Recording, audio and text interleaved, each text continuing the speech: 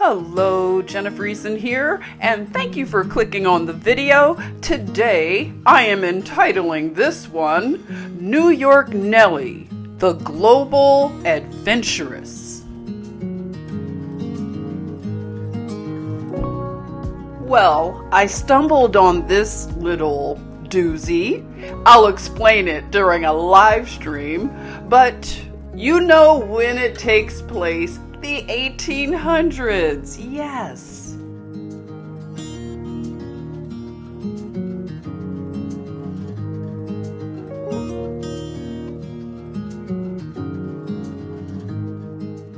And, like me, you might be wondering, what is an adventuress? Well, an adventuress is a woman who seeks dangerous or exciting experiences, or a woman who seeks position or livelihood by questionable means.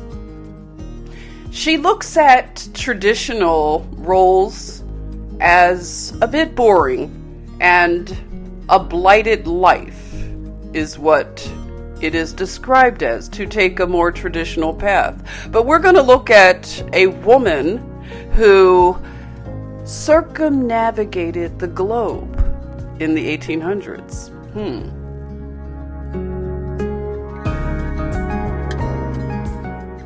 She was a newspaper reporter.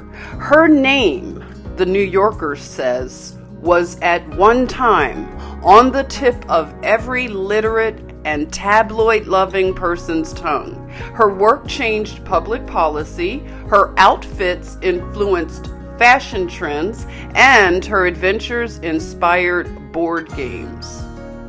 The New Yorker goes on to say that Nellie Bly was talented and undeniably a celebrity of her time. She owed this success to fortunate timing, and she had a moxie, they said, that was in concert with both the women's suffrage movement and the burgeoning of populist journalism. You know what time it is. Let's get those boots. Once upon a timeline. Let's look into the narrative.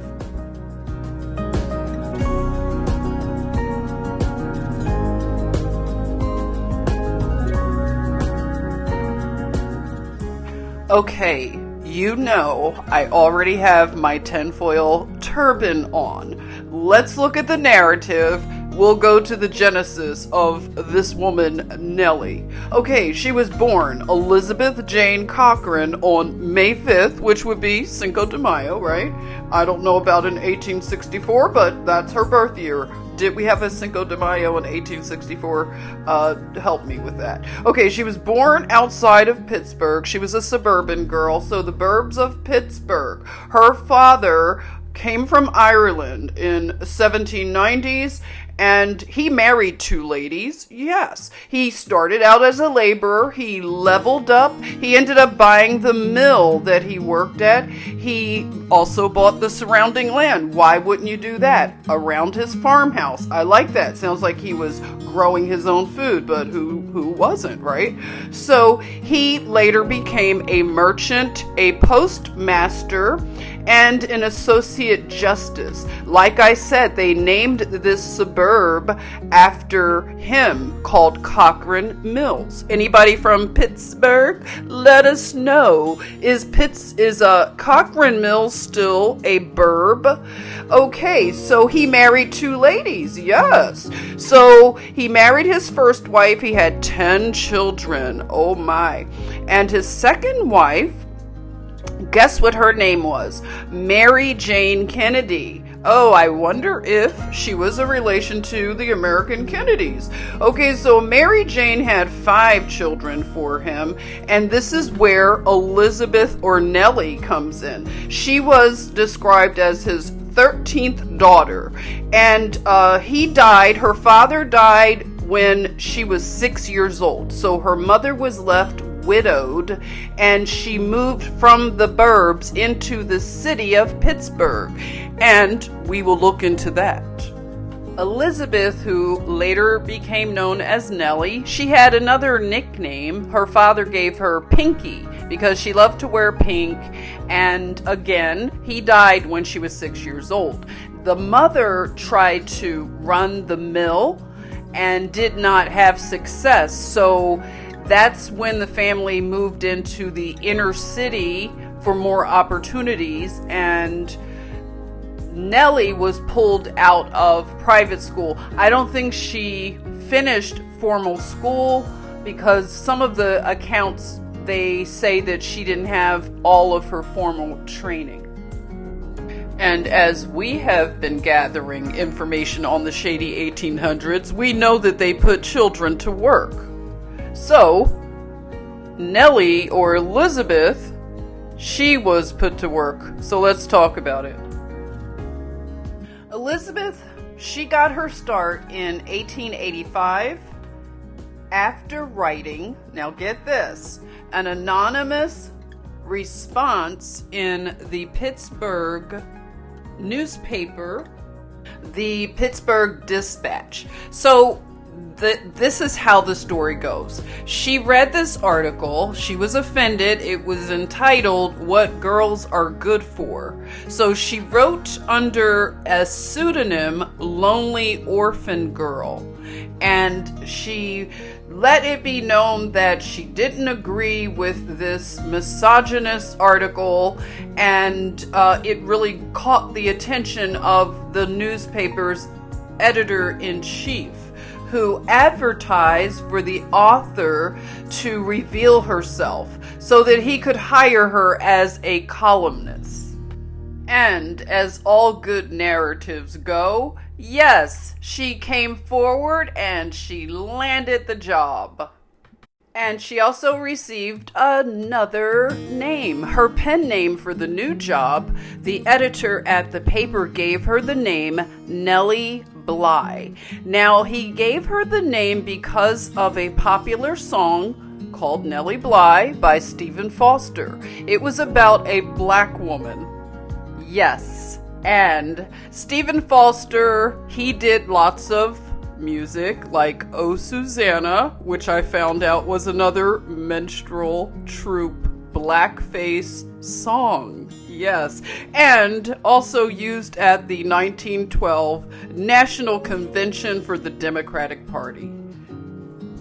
Let's take a little listen to Nellie Bly. And by the way, they changed the name of Nellie to the IE instead of Y. They said it was an accident, but you know, it's the 1800s. We don't trust it.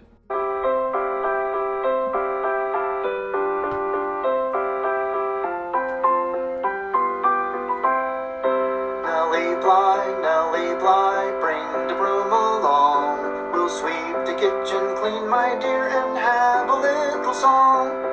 Poke the wood, my lady love, and make the fire burn. And while I take the banjo down, just give the marsh a turn. Hey Nellie, ho Nellie, listen love to me. I'll sing for you, play for you, a dulcet melody. Hey Nellie, oh Nellie, listen love to me. I'll sing for you, play for you, a dulcet melody.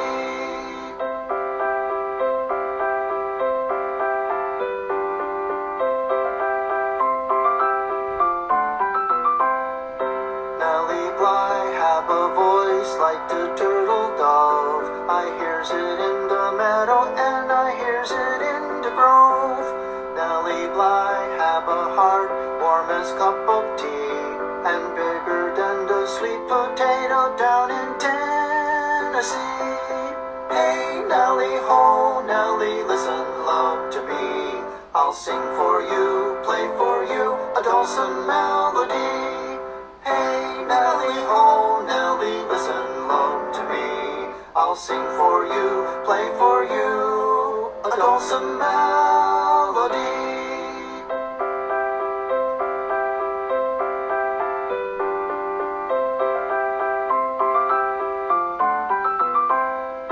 Nellie Bly shuts her eye when she goes to sleep. When she wakens up again, her eyeballs begin to peep. The way she walks, she lifts her foot and then she brings it down. And when it lights, there's music there in that part of the town.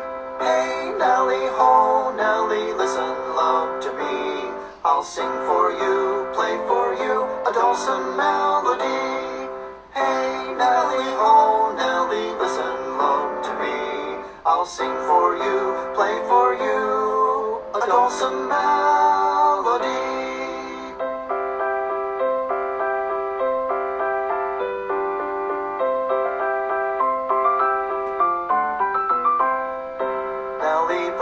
Nellie Bly, never, never sigh. Never bring the teardrop to the corner of your eye. For the pie is made of pumpkins and the mush is made of corn. And there's corn and pumpkins, plenty love, a lying in the barn. Hey Nellie, ho Nellie, listen love to me. I'll sing for you, play for you, a dulcet melody. Hey Nellie, ho Nellie, listen love to me. I'll sing for you, play for you, a dulcet melody.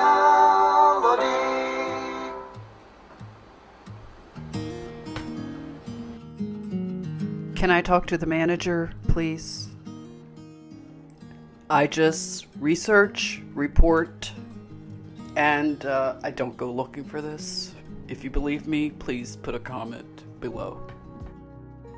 Pittsburg at the time was a city that was right in the middle of the big industrial boom, and being that Nellie and her family lost a lot. In fact, I read that the father did not leave the family a will. That's why they lost a whole lot in terms of the home and the farm and everything. So she was very ambitious to get back into high society and to get back into the club. Nellie worked for almost a year fielding assignments that fell into a category that they called the pink ghetto. These were pieces on fashion, decorating, entertaining, and gardening. And she was very rebellious, they say, and she did not want to be, pigeonholed into the pink ghetto. So she had other plans. She found a very cunning and shrewd method to get a byline, to get better headlines and compete with the boys. She was completely over the pink ghetto, it is said, so she went freelance and traveled to Mexico, where in the course of 6 months, they say she filed more than 30 dispatches as a foreign correspondent. And she got herself into some hot water with the politics of Mexico and had to come back. Her brand of in-your-face, exposé, and undercover form of journalism really got her well known in the circles, and she ended up landing a job at Joseph Pulitzer's New York World, which was basically a tabloid newspaper, but which ones aren't? Her pioneering career in journalism was named stunt journalism, so she was the mother of the genre. For her first stunt assignment, she got herself committed to the Women's Lunatic Asylum on Blackwell's Island. Remember, we did go over that. It was the beginning of her stunt journalism career, and it included her pretending to be an unemployed maid, an unwed mother looking to sell her baby, and also a woman seeking to sell a patent to a corrupt lobbyist. She also dabbled in elephant training and in ballet, in an era when Pulitzer and William Randolph Hearst were engaged in a journalistic arms race to see who could outstunt the other. Pulitzer had a big stunt queen that was giving him a lot of attention that he wanted for his tabloid. Nellie had a big expose called Behind Asylum Bars, or 10 Days in the Madhouse. So the plan was that she would serialize her account of staying in a madhouse or an insane asylum. So she showcased her reporting skills with this serial, and she lived for a few days prior to going to the asylum in a boarding house for destitute women. So she had to put on her act of being crazy, looking crazy, because she wanted to be locked up by the police. So that did work. She convinced them that she was crazy, so she was put into the Blackwell's Island insane asylum for 10 days. It's now called Roosevelt Island in New York City. We talked about it a little while ago. So she was reporting the horrible treatment of the women there, and she called them the helpless class. They were subjugated to inhumane treatment that included ice-cold baths, flimsy garments, and meals consisting of nothing more than stuff honored by the name of tea, bread and rancid butter, it's reported, and a few prunes. What accepting torture would produce insanity quicker than this treatment, she asked. Nellie recounted her exchanges with the fellow inmates with great sympathy, it's reported. Many of them turned out were not mentally ill in the slightest. They were merely immigrants who didn't know English. So her experience at Blackwell's Island caused her to lose her faith in doctors and to question the human trap that counted as humane and confinement in America. So it prompted a grand jury investigation, and, well, it's reported that some overhauls were made to the asylums.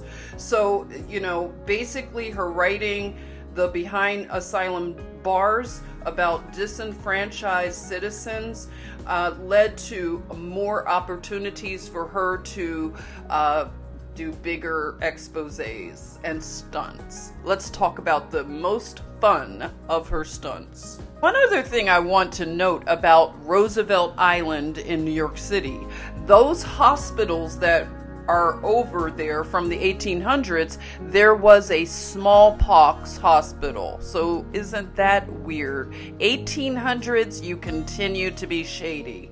A smallpox hospital?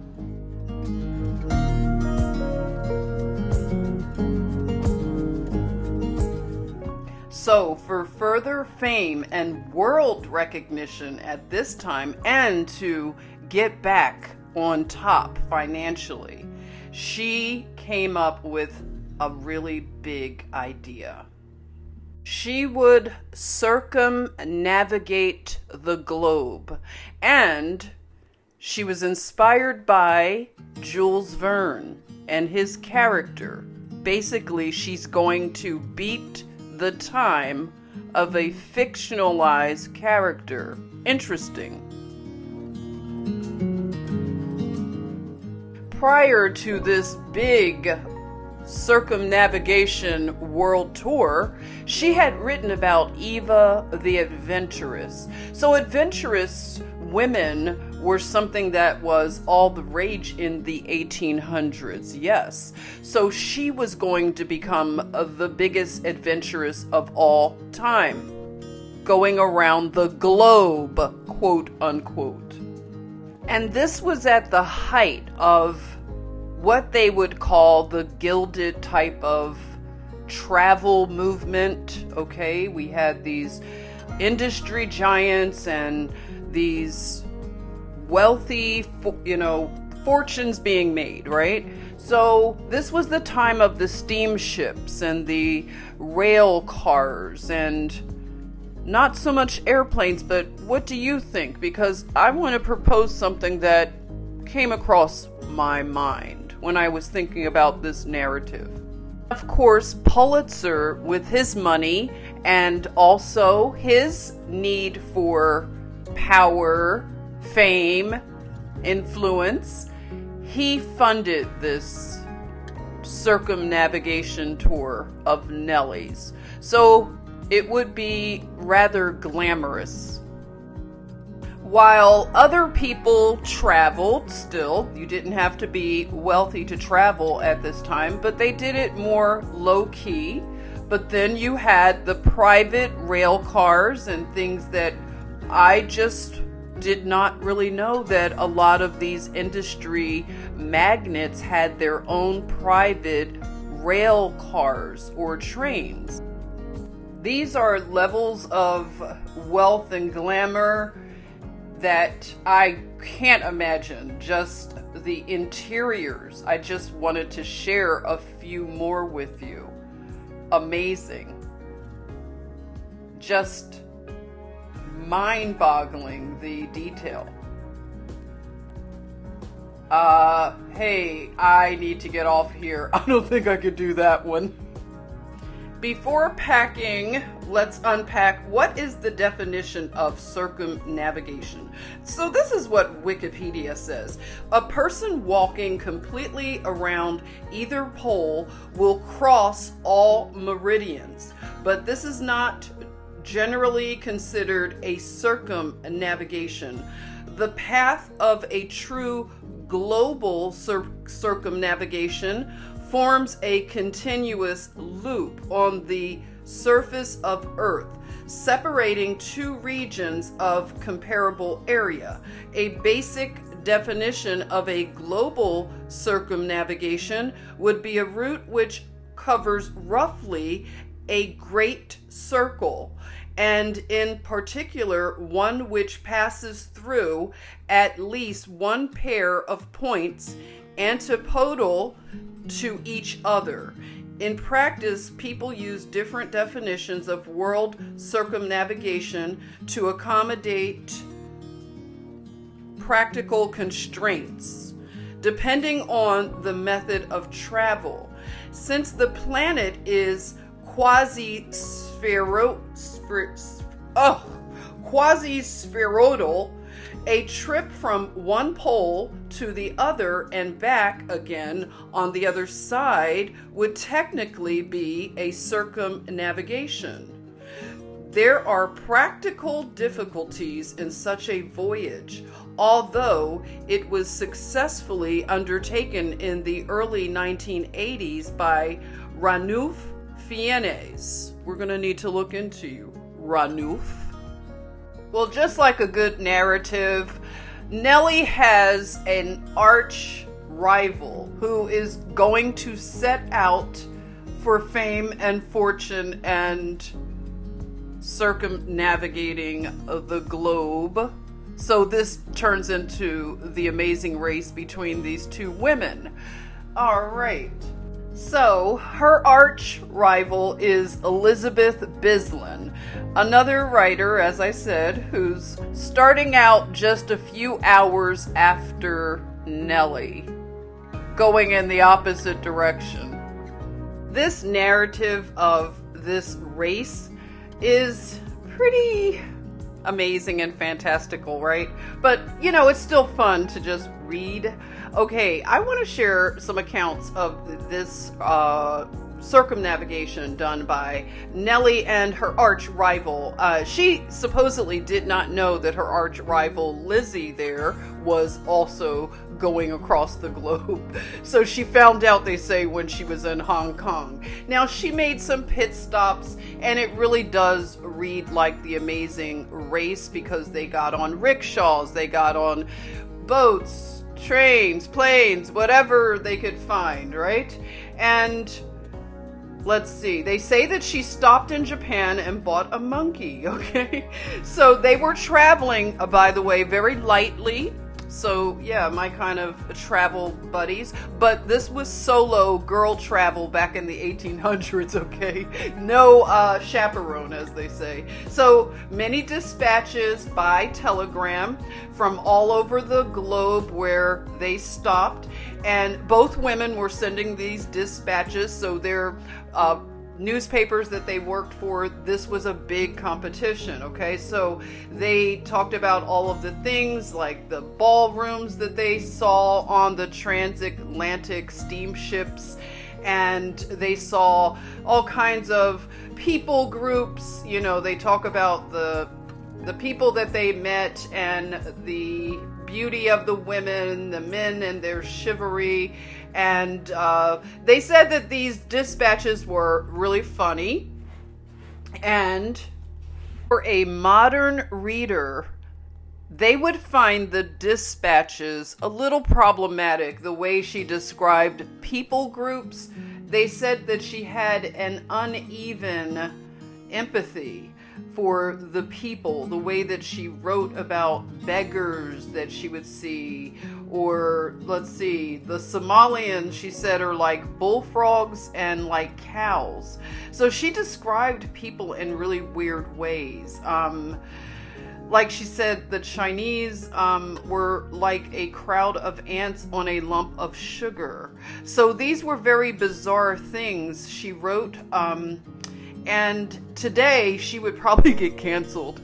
Something else fantastical about Nellie's globetrotting expose was that she had the time to stop off and meet none other than French author Jules Verne, who inspired her entire idea to circumnavigate the globe based on, again, his fictional character. So she beat his time, and that was another thing. You could see the narrative for the girl power kind of energy. Do you see where I'm going? So Nellie's time for placing, as they say, a girdle round the earth was 72 days, 6 hours, and 11 minutes. And remember, Jules Verne's fictional character, Phileas Fogg's time was 80 days. Okay, so 72 days.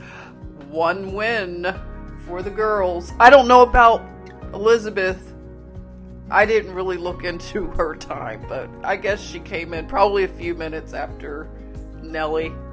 So, covering the four corners of the globe, the women were able to really leverage this stunt, as they called it. Now, Nellie, what's interesting, she goes on to get accolades, and they made board games and all kinds of things because of her. She inspired much of the feminist movement. So I can see this narrative of two young women circumnavigating the globe unaccompanied by anyone. This is solo girl travel. Nellie is the winner of the race around the world. She comes home to a big celebration. She's able to parlay that. She's on the fast track, to a bigger position. She has all these tales of adventure behind her. She has broken stories that have changed policy. She's beat Jules Verne and his fictional character, beat his time. And what did she do? She did what most honest feminists would do. She married a man 71 and she's 31. Yes, she married a multi-millionaire. He owned a company called Ironclad. Yes. And she didn't bake cookies now. She went right into the boardroom and started running the company, Ironclad. Yes, and when her husband died, she ran it into the ground. So never mind, don't celebrate right now, Manosphere. But hey, no tears in the beer. There is a pub and restaurant named after Nellie. And I found this interesting. Okay, Woodlawn Cemetery, for those that are into cemeteries. Some people are into it. I'm not judging you, okay? But Woodlawn Cemetery in the Bronx, guess who's buried there? Joseph Pulitzer, Elizabeth, and Nellie, the two arch rivals, are buried in the same cemetery. Odd. And a couple of other notable things around New York. There is a memorial to Nellie called the Puzzle Girl that's on Roosevelt Island, where she did her 10-day stint at the asylum, madhouse. And it's a memorial dedicated to that article she wrote about divorce and the effects on girl children. And my research led me to find that there's a tourist attraction in Brooklyn. They say it's the Nellie Bly home, and you can see the address 184 Marlborough Road, Flatbush. Well, this was an unexpected little doozy that I stumbled on. Yeah, and it kind of put something I was working on the back burner for a minute. I thought it would be kind of fun to take a little break from some of the more serious things. But I did find a few things that I want to see what you all come up with. Please share in the comment section what you think about this narrative. I look forward to a live stream because I know we put together more puzzles. This puzzle girl, right? Please let me know. I want to take some more time to thank you for subscribing, liking, and I have some new features on the channel, something called Super Thanks, and that's one way you could support the work here, and you can send me apples if you would like. All those links will be in the description box. I want to thank you again, and I'll see you soon.